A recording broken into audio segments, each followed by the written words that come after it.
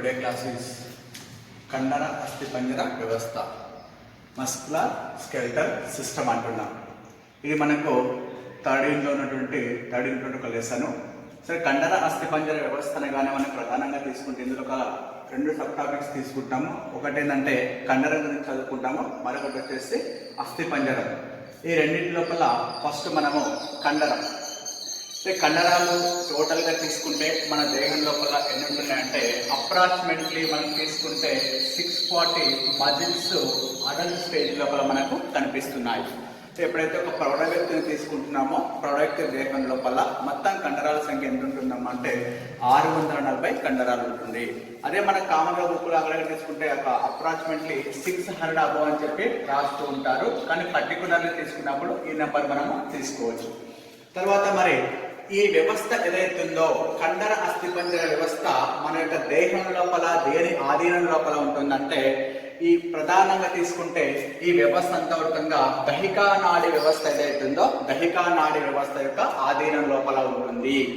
దీంతో పాటు ఇంకోటి ఏంటంటే మన యొక్క దేహంలో నుండి మిగిలినటువంటి హృదయ కండరాలు కానీ అంతరంగ అవయవాలు కానీ ఇవి స్వయంచోదిత నాడీ వ్యవస్థ యొక్క ఆధీనం లోపల ఉంటాయి. అంటే నాడీ వ్యవస్థ యొక్క ఆధీనంలో నుండి వ్యవస్థ ఏదంటే కండర అస్థిపంజర వ్యవస్థ. దీనిపైన డిపెండ్ అయ్యి మన యొక్క చిన్న మజిల్స్గా కదలడం కానీ లేదంటే మన యొక్క ఎముకలు కదలడం కానీ చేస్తుంటున్నాయి. సరే, మరి ఫస్ట్ అసలు కదలిక అంటే ఏమిటి? కదలిక ఏ విధంగా జరుగుతుంది? కదలిక ఇందులోపల జీవి యొక్క దేహంలోని ఏదేని దేహ భాగం స్థానంలో కలిగిన మార్పును ఏదైతుందో మార్పును మనం ఇక్కడ ఒక కదలిక కింద పరిగణిస్తున్నాము. కదలిక అంటే జీవి దేహంలోని ఏదేని దేహ భాగం, ఫర్ ఎగ్జాంపుల్ కాళ్ళు కావచ్చు, చేతులు కావచ్చు, లేదంటే మనకి కనురెప్పలు కావచ్చు, లేదంటే నాలుక కావచ్చు, ఏదైనా ఒక అవయవం. ఆ అవయవం లోపల కలిగే స్థానంలో కలిగే మార్పు ఏదైతుందో ఆ మార్పుని ఇక్కడ ఏమంటున్నామో కదలిక కింద తీసుకుంటున్నాము. జీవి దేహంలోని ఏదేని దేహ భాగం యొక్క స్థానంలో కలిగే మార్పు, అంటే ఈ ప్లేస్ నుంచి ఈ ప్లేస్ నుంచి చేంజ్ కావడం. నెక్స్ట్ మరి గమన కదలిక అంటున్నాం. అంటే జీవి స్థానం అంటే పూర్తి స్థాయి లోపల జీవి ఏమైతే ఒక ప్రాంతం నుంచి మరొక ప్రాంతానికి పూర్తిగా అది చేసేటువంటి విధానం ఏదైతుందో ఆ విధానాన్ని మనం ఇక్కడ ఏమంటాము గమన కదలిక అంటున్నాము. అంటే కాళ్ళ సహాయం చేత కావచ్చు, లేదంటే రెక్కల సహాయం చేత కావచ్చు, జీవులు ఏం చేస్తున్నాయి ఒక ప్రాంతం నుంచి మరొక ప్రాంతం లోపలికి వెళ్ళిపోతుంటాయి. అంటే కంప్లీట్ గా జీవి స్థానము లేదా ప్రదేశంలో కలిగే మార్పు ఏదైతుందో ఆ మార్పుని మనం ఇక్కడ గమన కదలిక కింద తీసుకుంటున్నాం. అంటే గమన కదలికకు ఉపయోగపడే అవయవాలను ఆధారంగా చేసుకొని గమనాన్ని మనము 3 రకాల కింద వర్గీకరిస్తున్నాము. గమనము అంటే మన శరీరంలో ఉండే అవయవాలను ఆధారంగా చేసుకొని లేదా ఆ కదలికను ఆధారంగా చేసుకొని గమనాన్ని మనం ప్రధానంగా 3 రకాల కింద తీసుకోవచ్చు. ఒకటి అమీబాయిడ్ గమనము. ఈ రకపు గమనము ప్రధానంగా ఎక్కడ కనిపిస్తుందంటే మనకు ఏకకణ జీవులు అమీబా లాంటి జీవుల లోపల కానీ, అంటే అమీబా లోపల ఏం చేస్తున్నామంటే దానిలో ఉన్నటువంటి జీవ పదార్థం అనేటటువంటిది సాల్జల్ సిద్ధాంతం కింద మనం తీసుకున్నప్పుడు ఆ కూర్పు ద్వారా ఏమైతుంది ఆ పదార్థం ద్వారా జీవ దేహం లోపల మిథ్యాపాదాలను ఏర్పాటు చేసుకొని అమీబా లాంటి జీవుల లోపల అమీబాయిడ్ గమనం మనము చూసుకోవచ్చు. లేదా మన యొక్క రక్తంలో ఉన్నటువంటి మాక్రోఫేజెస్ స్థూల భక్ష కణాలు అంటున్నాము, మాక్రోఫేజెస్ కానీ లేదా ల్యూకోసైట్స్ తెల్ల రక్త కణాలు కానీ తీసుకున్నప్పుడు ఇవి అమీబాయిడ్ గమనాన్ని చూపిస్తుంటాయి. అంటే అమీబాయిడ్ గమనం ఏమవుతుంది మిథ్యాపాదాల సహాయం చేత జరిగినటువంటి గమనం ఏదైతుందో ఆ గమనాన్ని మనం ఇక్కడ అమీబాయిడ్ గమనం కింద పరిగణించుకుంటున్నాము. ఎగ్జాంపుల్ మనకు అమీబా తీసుకోవచ్చు, లేదంటే ల్యూకోసైట్స్ తీసుకోవచ్చు, లేదంటే మాక్రోఫేజెస్ ఇలాంటి దీని లోపల మనము అమీబాయిడ్ గమనం తీసుకోవచ్చు. నెక్స్ట్ శైలికామయ గమనం. ప్రధానంగా శైలికలు తీసుకుంటే మన యొక్క దేహం లోపల నాళాలు ఏవైతే ఉన్నాయో అంటే ముఖ్యంగా ప్రత్యుత్పత్తి నాళాలు కానీ శ్వాస నాళాలు కానీ అలాంటి భాగాల లోపల మనం వీటిని అబ్జర్వ్ చేస్తాము. ఇక్కడ ఏమవుతున్నామంటే మన యొక్క మెదడు కోష్టకాలు తీసుకోండి, ప్రతిపత్తి నాళాలు అంటున్నాము, శ్వాసనాలు అంటున్నాము. వీటి లోపల చిన్న చిన్న శైలికలు ఏమైతున్నాయి ఆ శైలికలు ప్రత్యుత్పత్తి అవయవాల లోపల అయితే ఇన్ కేస్ అండాలను మోసుకొని పోవడానికి ఉపయోగపడుతున్నాయి. లేదా మనము మనకు శ్వాస మార్గాలలో తీసుకుంటే దుమ్ము దుల్లాంటి పదార్థాలను బయటికి తీసివేయడానికి ఉపయోగపడుతున్నాయి. మెదడు కుహరాలలో ఏమవుతుందంటే ఇక్కడ తీసుకుంటే ప్రధానంగా ఇక్కడ చిన్న చిన్న వేసిని తీసుకోవడానికి ఉపయోగపడతాయి. అంటే శరీరమయ భాగాలైనటువంటివి ప్రధానంగా మన యొక్క శరీరం లోపల తీసుకున్నప్పుడు శ్వాస నాళాల లోపల కానీ ప్రత్యుత్పత్తి నాళాల లోపల కానీ మెదడు కోష్టకాల లోపల కానీ ఉండి ఇవి గమనానికి సహాయం చేస్తాయి. ఒకటి ఏంటంటే ప్రధానంగా ప్రత్యుత్పత్తి నాళాలు అలాగానే మనకు అండాలను మార్పు చేస్తాయి లేదా మోసుకొని పోతాయి ఒకటి. నెక్స్ట్ శ్వాస భాగాల లోపల తీసుకుంటే దుమ్ముదులు తీసివేస్తుంటాయి. అది మనకు శరీరమయ గమనం లోపల తీసుకోవచ్చు. నెక్స్ట్ తీసుకుంటే థర్డ్ వన్ తీసుకున్నప్పుడు మనకి ప్రధానంగా కండర గమనము మనం ఇంతసేపు మన కండర వ్యవస్థ తీసుకుంటున్నాం కాబట్టి కండర గమనము మన యొక్క శరీరంలో ప్రతి అవయవము ముఖ్యంగా కాళ్ళు కావచ్చు, చేతులు కావచ్చు, లేదంటే నాలుక కావచ్చు, లేదంటే దవడలు కావచ్చు, ఇతర అవయవాలు కావచ్చు, ప్రతి ఒక్కటి ఏం చేస్తుంది మన యొక్క 640 కండరాల సహాయం చేత టోటల్ గా బాడీ మొత్తం కదలికను జరుపుతుంది. కాబట్టి ఇక్కడ ఏది కండరాలు ప్రధాన అవయవాల కింద లేదా గమనాంగాల కింద మన యొక్క దేహం లోపల తీసుకుంటున్నాము. అసలు మరి కండరం అంటే ఏంటి, ఎక్కడి నుంచి ఏర్పడుతుంది, ఏ విధంగా ఉంటుంది, దానికి లక్షణాలు ఏదైనా తీసుకుంటే కండరాలు కంప్లీట్ గా మన యొక్క దేహం లోపల ఉన్నటువంటి 3 పొరల లోపల అంటే మధ్యస్థోచం ఏదైతుందో మధ్యస్థోచం నుంచి ఏర్పాటు కావడం జరుగుతుంది. ఎందుకంటే ఒకటి బహిస్థోచం తీసుకుంటాం, అంతఃస్థోచం తీసుకుంటాం, మధ్యస్థోచం 3 పొరలు మన యొక్క దేహం లోపల జెర్మ్ లేయర్స్ కింద మనం ఏమిటి తీసుకుంటాం. అందులోపల ఏంటంటే మధ్యస్థోచం నుంచి మీసోడర్మ్ అనేటువంటి త్వచం నుంచి కండరం అనేటువంటి ఉత్పత్తి కావడం జరుగుతుంది. దాదాపుగా మన యొక్క దేహ బరువు లోపల దాదాపుగా 40 నుంచి 50% ఏమవుతుందంటే కండరాలే సమకూర్చుతాయి మొత్తం బరువు లోపల. నెక్స్ట్ మరి ఇది ఎలాంటి లక్షణాలు కలిగి ఉంటుందంటే కండరానికి ప్రధానంగా 3 లక్షణాలు కలిగి ఉంటుంది. ఫస్ట్ వన్ ప్రేరణశీలత, అంటే ఏదైనా ఒక ప్రేరణకి ఇది ప్రతిస్పందించడం జరుగుతుంది. లేదా సంకోచశీలత, అవసరానికి అనుకూలంగా ఇది తన యొక్క పరిమాణాన్ని తగ్గించుకోవడం లేదా పెంచుకోవడానికి కలిగి ఉంటుంది. స్థితిస్థాపకత, అంటే పొడుగు కావడము పొట్టి కావడం అనేది తీసుకుంటాం. అంటే ఒక కండరం తీసుకుంటే కండరానికి ప్రధానంగా 3 లక్షణాలు తీసుకుంటాం. ఒకటి ఏంటంటే ప్రేరణశీలత అంటున్నాం, నెక్స్ట్ సంకోచశీలత అంటున్నాం, నెక్స్ట్ స్థితిస్థాపకత. ఈ 3 లక్షణాలు ఒక కండరము కలిగి ఉంటుంది. మరి ఇక్కడ మనకు నెక్స్ట్ ఒక కండరం లోపల ప్రధానంగా ఉన్నటువంటి నిర్మాణాన్ని మనం ఇక్కడ ఒక రేఖిత కండరం తీసుకుంటే దేనికైతే చారాలు ఉంటున్నాయో కండరం మనం రేఖిత కండరాలు అంటాము. ఎందుకంటే ఆల్రెడీ మన ఫస్ట్ ఇయర్ లోపల రేఖిత, అరేఖిత, హృదయ అని చెప్పి 3 రకాల కండరాలు మనం తీసుకున్నాము. అందులో ఒక రేఖిత కండరాన్ని తీసుకుంటే రేఖిత కండరం లోపల ప్రధానంగా మనకు మొత్తము చారలు అంటే ఇలాంటి జస్ట్ లైన్స్ మొత్తం మనకు కనిపిస్తున్నాయి. అలాంటి రేఖిత కండరం వల్ల ఫస్ట్ వన్ ఏంటంటే అనేక కండర కట్టలు కలిసి ఒక సమూహం కింద ఏర్పాటు అవుతుంది. ఆ కండర కట్టల లోపల ఏంటి ఉంటాయమ్మా అంటే మనము పార్టికల్స్ అనే నిర్మాణాలు మనం ఇక్కడ తీసుకుంటాము, లేదా కండర కట్టలు అంటున్నాము. ఒక రేఖిత కండరం లోపల తీసుకుంటారు ఏర్పడేటప్పుడు అనేక సముదాయంలోని కండర కట్టలు కలిసి ఒక రేఖిత కండరం ఏర్పడుతుంది. అయితే ప్రతి పాసికిల్ లేదా కండర కట్టల లోపల స్తూపాకారపు కండర తంతువులు అనేకం ఉంటాయి, ఇన్ఫినిటీ సంఖ్య లోపల ఉంటాయి. ఇవి ఏం చేస్తాయంటే ఇవన్నీ కలిసి కొల్లాజన్ ఏదైతుందో కొల్లాజన్ ఒక పదార్థంతో నిర్మితమైనటువంటి మొత్తం కలిసి కంప్లీట్ గా దాని చుట్టూ ఒక పొరలాగా ఏర్పాటు అవుతున్నాయి. అంటే అనేక పాసికిల్స్ ఏవైతున్నాయో పాసికిల్స్ మొత్తం ఏమవుతుందంటే కొల్లాజన్ ఒక కాల్షియం కణజాలను ప్రత్యేకంగా ఏర్పాటు చేసి కండరం ఏదైతుందో ఈ కండరం యొక్క పైన ఒక పొరలాగా ఏర్పాటు కావడం జరుగుతుంది. మరి నెక్స్ట్ ఒక రేఖిత కండరం లోపల మనం ప్రధానంగా 2 భాగాలు కనిపిస్తాయి. ఒకటి ఏంటంటే కండర తంతువు సూక్ష్మ నిర్మాణం తీసుకుంటాము, మరొకటి వచ్చేసి చాలక ప్రమాణము తీసుకుంటాము. మనం ఏ కండరాన్ని తీసుకున్నాం ఆ రేఖిత కండరం లోపల 2 భాగాలు కనిపిస్తున్నాయి. ఒకటి ఏమంటున్నామంటే ప్రధానంగా ఒకటి కండర తంతువు సూక్ష్మ నిర్మాణం, రెండోది వచ్చేసి చాలక ప్రమాణం అంటున్నాం. ఫస్ట్ కండర తంతువు సూక్ష్మ నిర్మాణం తీసుకుందాం.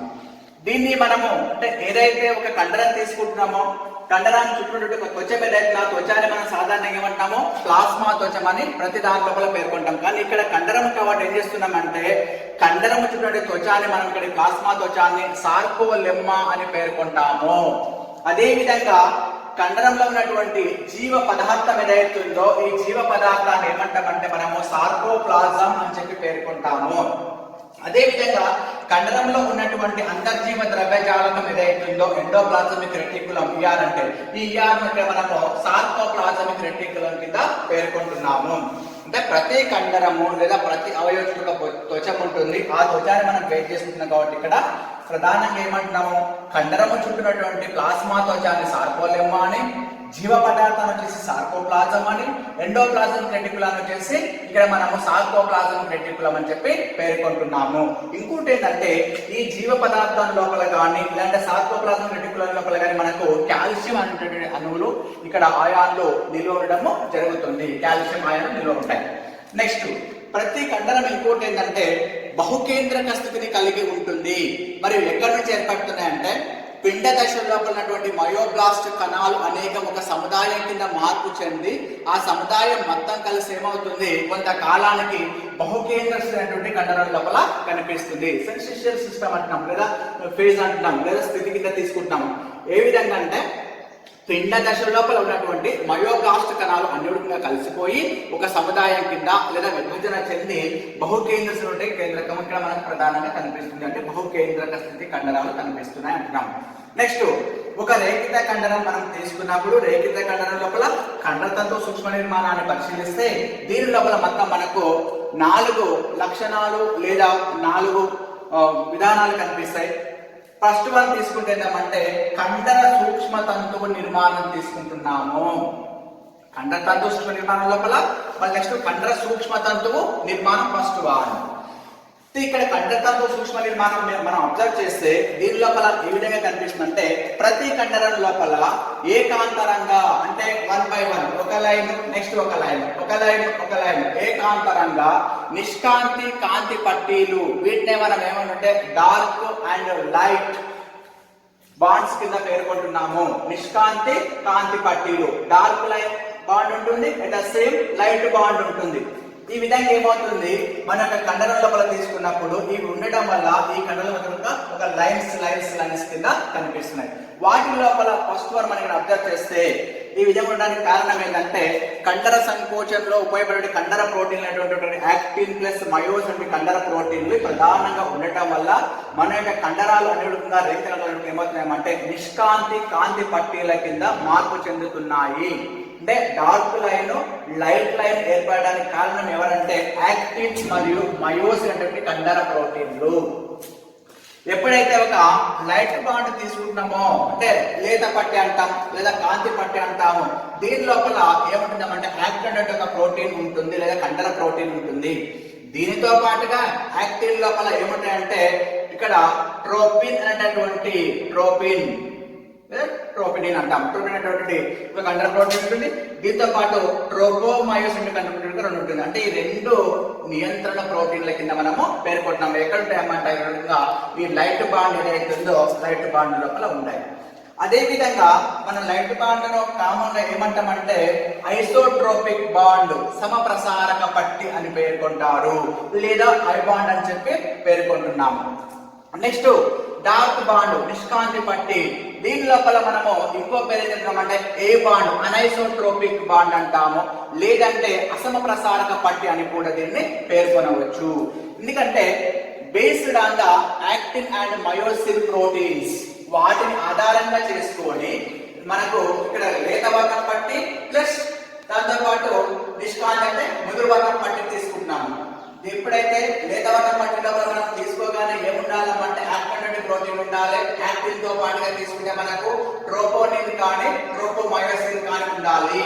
అదే విధంగా మనం డార్క్ పట్టి తీసుకుంటే డార్క్ పట్టి లోపల ప్రధానంగా ఏముండాలంటే మనం తీసుకున్నప్పుడు మయోసిన్ ప్రోటీన్ ఉండాలి. ఉంటేనే మనం డార్క్ పట్టి కింద పేర్కొంటున్నాము. నెక్స్ట్ మయోసిన్ ఏదైతే ఉంటుందో ఈ తంతువులు దళసరిగా ఉంటాయి కాబట్టి మనం డార్క్ పట్టి అంటున్నాము. యాక్టిన్ తంతువులు అనుగుణంగా పల్చగా ఉంటాయి కాబట్టి మనం వాటిని లైట్ పట్టి కింద పరిగణిస్తున్నాము.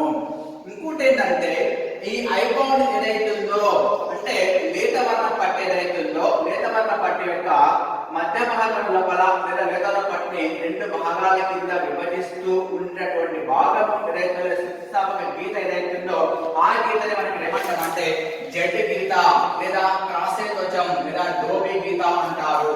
మనం ఇక్కడ ఈ డయాగ్రామ్ తీసుకుంటే డయాగ్రామ్ లో మనకి క్లియర్ అవుతుంది. అంటే కంటెంట్ ఖండితం తీసుకున్నప్పుడు ఇది మనం తీసుకుంటాం కాబట్టి ఇక్కడ మనం ఒక జెడ్ లైన్ అంటున్నాం. జెడ్ లైన్ లోపల ఏంటంటే ఇక్కడ ఉన్నటువంటి ఐ బాండ్ ఏదైతుందో ఐ బాండ్ ను రెండుగా విభజిస్తూ ఉన్నటువంటి స్థితిస్థాపక గుణం ఉన్నటువంటి లైన్ ఏదైతుందో ఈ లైన్ మనం ఇక్కడ క్రాస్ ఏ త్వచం లేదా డోవి గీత లేదా దీన్ని మనము జెడ్ లైన్ కింద పేర్కొంటున్నాము.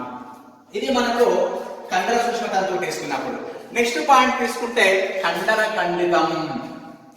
ఒక కండర సూక్ష్మ తంతువు ఏదైతుందో ఈ తంతువులో నుండి రెండు వరుస జడ్డు గీతల మధ్య ప్రాంతమును కండర ఖండితం అంటున్నారు.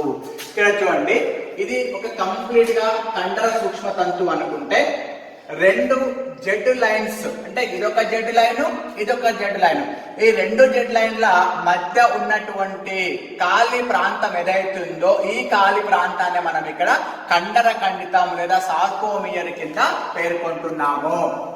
అయితే దీని లోపల ఏమవుతుందంటే ఏ పట్టి మధ్య భాగం లోపల ప్రత్యేకించి యాక్టివ్ తంతువులు లేని ప్రాంతం ఒకటి ఉంటుంది.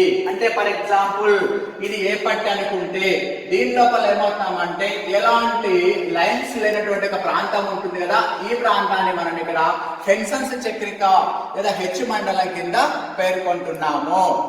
ఈ విధంగా ఏమవుతుంది, మన కండర ఖండితం లోపల ప్రధానంగా తీసుకుని గుర్తుపెట్టుకోవాల్సింది ఒక కండర సూక్ష్మ తంతువు లోపల ఉన్నటువంటి రెండు వరుస జడ్డు గీతల మధ్య ఉన్నటువంటి ఖాళీ ప్రాంతం ఏదైతుందో లేదా ఖాళీ ప్రదేశం ఏదైతుందో ఆ ప్రాంతాన్ని మనం ఇక్కడ కండర ఖండితం కింద పరిగణిస్తున్నాము. నెక్స్ట్ పాయింట్ తీసుకుంటే సంకోచశీల ప్రోటీన్ల నిర్మాణము. ప్రతి కండరం పనిచేయాలంటే కండరం లోపల ప్రత్యేకించి ఇక్కడ మనం తీసుకున్నప్పుడు రెండు ప్రోటీన్లు ఉంటాయి అంటున్నాం. ఒకటి యాక్టిన్, మరొకటి వచ్చేసి మయోసిన్. మరి ఈ ప్రోటీన్ ఎక్కడ ఉంటున్నాయి, ఏ విధంగా పనిచేస్తున్నాయి మనం ఇక్కడ తీసుకుంటే ప్రతి యాక్టిన్ తంతువులో ఉన్నటువంటి రెండు తంతుయుత ఎఫ్ యాక్టిన్ తీసుకున్నప్పుడు రెండు తంతువులు ఉంటాయి అంటున్నాము. అంటే ఫర్ ఎగ్జాంపుల్ చూడండి, ఇక్కడ మనము ఈ డయాగ్రామ్ తీసుకుంటే ఈ డయాగ్రామ్ లోపల యాక్టిన్ తంతు ఉన్నటువంటి ప్రాంతం ఇది, అంటే సన్నని తంతువుల ప్రాంతం అంటాం. దీన్ని దళసరి తంతువులు లేదా మయోసిన్ ప్రాంతం అంటాము. అంటే ఇది యాక్టిన్ ప్రోటీన్ ఉన్నటువంటి ప్రాంతము, ఇది మయోసిన్ ఉన్నటువంటి ప్రాంతం. యాక్టిన్ ప్రాంతం తీసుకుంటే ఫస్ట్ యాక్టిన్ ప్రాంతం లోపల మన ఫస్ట్ పాయింట్ ఏంటంటే ప్రతి యాక్టిన్ తంతువులో రెండు తంతుయుత ఎఫ్ యాక్టిన్ తంతువులు ఉంటాయి.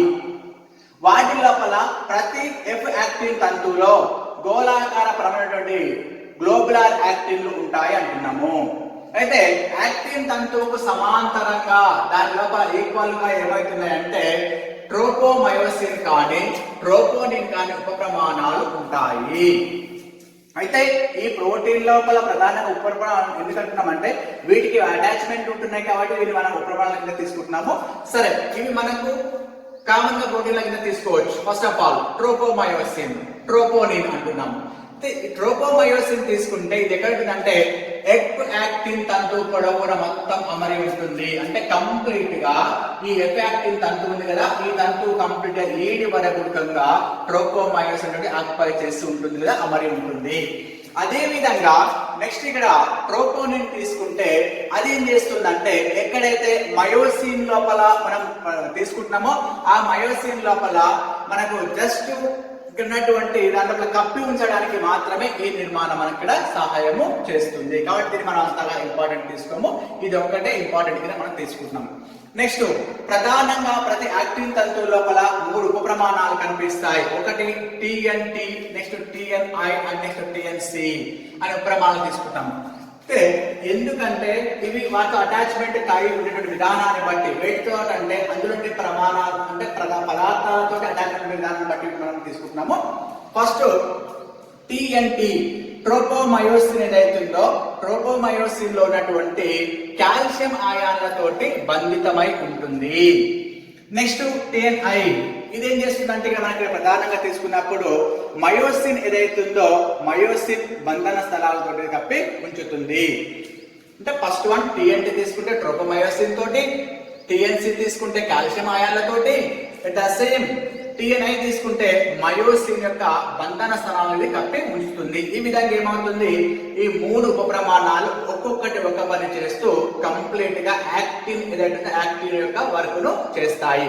సో ఇది మనకు యాక్టిన్ ఈ విధంగా తీసుకుంటే ఇది ఒక టిఎన్టి, టిఎన్సి, టిఎన్ఐ ఈ విధంగా 3 ఒక వరుస క్రమం లోపల అమర్చబడి ఉండి ఈ యాక్టిన్ తంతువు పొడవు కావడానికి కానీ పొట్టి కావడానికి కానీ ఇది సహాయము చేస్తుంది. Next myosin. మయోసిన్ యొక్క విధి ఏంటంటే టోటల్ గా ఏటీపీ లోపల ఉన్నటువంటి రసాయన శక్తిని ఏదైతుందో దాన్ని యాంత్రిక శక్తి కింద మారుస్తుంది. ఎందుకంటే మన ఆహార పదార్థం తీసుకోగానే ఆహార పదార్థం డైజెషన్ తర్వాత ఏమవుతుంది, మన యొక్క శరీరం లోపల ఏటీపీ రూపం లోపల స్టోర్ చేసుకోబడుతుంది. ఎప్పుడైతే స్టోర్ అవుతుందో స్టోర్ అయిన పదార్థం అంతవరకంగా అది మళ్ళీ మనం పనిచేయాలంటే లేదా మన లోపల కదలికలు జరగాలంటే యాంత్రిక శక్తిగా మారాలి. కాబట్టి ఇక్కడ ఉన్నటువంటి మయోసిన్ కంట్రోల్ ప్రోటీన్ ఏం చేస్తున్నామంటే ఈ రసాయన శక్తిని అంటే ఏటీపీ అణువు లోపల ఉన్నటువంటి రసాయన శక్తిని యాంత్రిక శక్తి కింద మారుస్తుంది. అదే విధంగా మనము ఒక మయోసిన్ తీసుకుంటే ప్రతి ఒక్క మయోసిన్ లోపల 2 పాలిపెప్టైడ్ గొలుసులు కనిపిస్తున్నాయి. ఆ 2 పాలిపెప్టైడ్ గొలుసు లోపల మన కామన్ గా వాటిని మనం ఏమంటే మీరోమయోసిన్ల కింద పరిగణిస్తున్నాము. ఎందుకంటే ఇందులో ఉన్నటువంటి ప్రధానంగా ఆ చైన్స్ బేస్ చేసుకుని భాగాలను బేస్ చేసుకొని ప్రతి పాలిపెప్టైడ్ చైన్ మనం ఇక్కడ తీసుకున్నప్పుడు ఈ చైన్స్ లోపల 2 శృంఖలాలు మనం అంటున్నాం కదా, మీరోమయోసిన్ నిర్మాణాలు కనిపిస్తున్నాయి. ఈ మీరోమయోసిన్ మనం కామన్ గా మోనోమార్ల కింద తీసుకుంటున్నాం. అయితే ఈ పాలిపెప్టైడ్ చైన్స్ లోపల మనకు ప్రధానంగా 2 భాగాలు కనిపిస్తాయి. ఒకటి తల భాగం ప్లస్ తోక భాగం మనకు కనిపిస్తుంది. అయితే కొన్ని భారపు గొలుసులు ఉంటాయి, కొన్ని దాంతో తేలికపాటి గొలుసులు ఉంటాయి. దేనిలో అయితే మీరోమయోసిన్ లోపల తల మరియు భుజము లేదా మెడ కలిగి ఉంటుందో వాటిని మనము భార మీరోమయోసిన్ల కింద పేర్కొంటున్నాము. ఇవి మీరోమయోసిన్ల కింద పరిగణిస్తున్నాము. దేనిలో అయితే తోక కలిగి ఉంటుందో కేవలం వాటిని మనము లైట్ మీరోమయోసిన్ల కింద అంటే తేలికపాటి మీరోమయోసిన్ల కింద పేర్కొంటున్నాము. ఇది మనం ఇక్కడ తీసుకున్నప్పుడు ఇది మనకు మయోసిన్ తీసుకుంటే ఈ స్ట్రక్చర్ విధంగా మనం అర్థం చేసుకోవచ్చు. మయోసిన్ లోపల ప్రధానంగా తోక భాగం ఒకటి ఎడ్జ్ లోపల తీసుకుంటాము, తల భాగం తీసుకుంటాము, మెడ. అదే విధంగా ఈ ప్రాంతం లోపల ఎఫ్ యాక్టిన్ ఉన్నటువంటి అటాచ్మెంట్ సంధితలం ఉంటుంది, ఇక్కడ ఏటీపీ సంధితలం ఉంటుంది. ఇది మనం దానికి నిర్మాణం తలసరి మయోసిన్ నిర్మాణం తీసుకుంటే. Next last is the Traya వ్యవస్థ. కండరాల లోపల అంటే చాలా రకాల కండరాల లోపల ఏమవుతుందంటే జఠగీత ప్రాంతం ఏదైతుందో ఇందులోపల సార్కోలెమ్మ జీవ పదార్థంలోనికి అంతర్వర్తనం చెందడం వల్ల మనకు ప్రత్యేకంగా టీ నాళికలు లేదా అడ్డు నాళికలు అనేవి ఏర్పడతాయి. అంటే మాక్సిమం సకశేరుక కండరాలను తీసుకుంటే సకశేరుక కండరాల లోపల ఈ లక్షణాలు మనకు ప్రధానంగా తీసుకోవచ్చు. అయితే ఇక్కడ చాలా కండరాల లోపల ఏమవుతుంది, జఠగీత ప్రాంతం లోపల సార్కోలెమ్మ అంటే జీవ పదార్థం అంతర్గతంగా లోనికి అంతర్వర్తనం చెందుతుంది. అంతర్వర్తనం చెందడం వల్ల ఏమవుతుంది, అడ్డు నాళికలు లేదా టీ నాళికలు అనేటువంటివి ఏర్పడుతున్నాయి. నెక్స్ట్ ఇంకోటి ఏంటంటే 2 మార్క్స్ ఇంపార్టెంట్. ఇది ప్రతి టీ నాళిక లేదా ఒక టీ నాళిక దానికి సన్నిహితంగా ఉన్న 2 సిస్టర్నీలను కలిపి త్రయా వ్యవస్థ కింద పరిగణిస్తున్నాము. Tidal system 2 marks important. Just ఇక్కడ ఏంది, ఒక టీ నాళిక దానికి సన్నిహితంగా ఉన్నటువంటి 2 సిస్టర్నీలను కలిపి మనము త్రయా వ్యవస్థ కింద పరిగణిస్తున్నాము. ఇంకోటి ఏంటంటే సార్కోమియర్ లోపల ప్రధానంగా తీసుకున్నప్పుడు కాల్షియం అయాన్లు అత్యధికంగా లేదా అధికంగా అంత్య సిస్టర్నాల లోపల నిల్వ చేయబడతాయి. ఎందుకంటే టోటల్ గా కాల్షియం కానీ లేదంటే మయోసిన్ ప్రోటీన్ కానీ యాక్టిన్ ప్రోటీన్ కానీ మన శరీరం లోపల వర్క్ లోపల ఉపయోగపడుతున్నాయి. కాబట్టి మనం ఇక్కడ దీని లోపల తీసుకోవచ్చు. సో నెక్స్ట్ రేఖిత కణం లోపల సెకండ్ పార్ట్ ఏంటంటే చాలక ప్రమాణం. సెకండ్ పార్ట్ రెండవ భాగానికి మనం తీసుకుంటాము. సరే, ఒక చాలక నాడి కణము అక్షీయ తంతువులోని టీలోడెండ్రైట్లు అంతమైనటువంటి కండర తంతు భాగం ఏదైతుందో దాన్ని మనం ఇక్కడ చాలక ప్రమాణం కింద పరిగణిస్తున్నాము. Just 2 marks important. ఒక చాలక నాడి కణము అక్షీయ తంతువులోని టీలోడెండ్రైట్లు అంతమైనటువంటి కండర తంతు భాగము. మరి టీలోడెండ్రైట్ మనం ఎక్కడ తీసుకుంటాము, నాడీ కణం ఏదైతుందో నాడీ కణం లోపల మనం టీలోడెండ్రైట్స్ అనేటువంటి పార్ట్ తీసుకుంటున్నాము. అవి అంతమైనటువంటి 2 ప్రాంతాలను మనం ఇక్కడ ఏమంటాము, కండర తంతు యొక్క ప్రమాణం కింద లేదా చాలక ప్రమాణం కింద మనము పరిగణిస్తున్నాము. ఇంకోటి ఏంటంటే ఈ చాలక నాడి సార్కోలెమ్మ మధ్యగల సంధితలాన్ని సాధారణంగా మనం ఇక్కడ కండర నాడి సంధితలము లేదా అంత్యనాడి సంధితలం కింద మనం దీన్ని పరిగణిస్తున్నాము లేదా తీసుకుంటున్నాము. సో ఇది మనకు ఉన్నటువంటి కండర అస్థిపంజర వ్యవస్థ. సో మెయిన్ గా ఏంటంటే కండరం యొక్క నిర్మాణం తీసుకున్నప్పుడు కండర నిర్మాణం లోపల ఇది మనకు 2 marks question important 4 marks question మనకి ఇక్కడ కండరం యొక్క నిర్మాణము ఇంపార్టెంట్. Okay, thank you.